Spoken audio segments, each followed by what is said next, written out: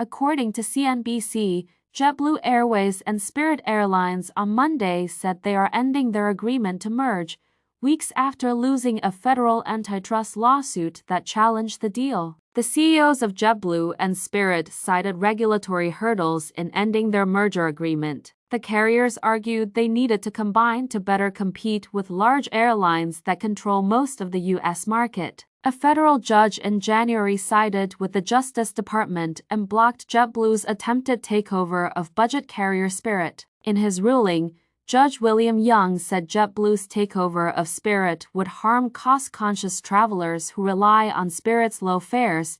JetBlue and Spirit had appealed the judge's decision, but JetBlue noted the appeal was required under the terms of the merger agreement. Analysts had expected little chance of a successful appeal. Spirit shares were down about 9% in morning trading on Monday, while shares of JetBlue were up roughly 3%.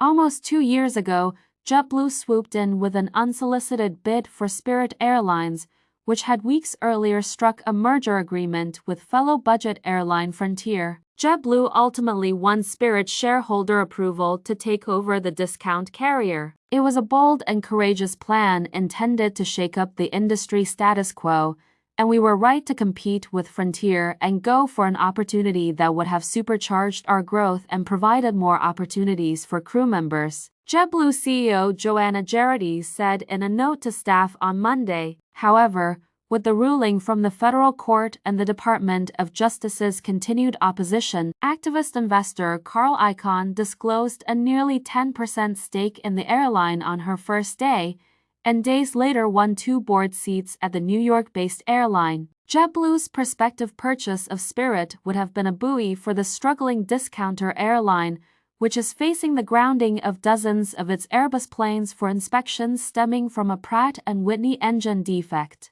Spirit expects compensation from the engine maker as a result of the flaw. With the deal off the table, Spirit must confront its financial problems alone, something its leaders say it is equipped to do. The company said it was working to refinance its debt, and last month said it was on a path back to profitability thanks to better-than-expected demand. It projected revenue for the first quarter above analysts' expectations. Throughout the transaction process, given the regulatory uncertainty, we have always considered the possibility of continuing to operate as a standalone business and have been evaluating and implementing several initiatives that will enable us to bolster profitability and elevate the guest experience. Spirit CEO Ted Christie said in a release. He said Spirit shareholders received $425 million in prepayments from JetBlue during the agreement, and that JetBlue will pay Spirit $69 million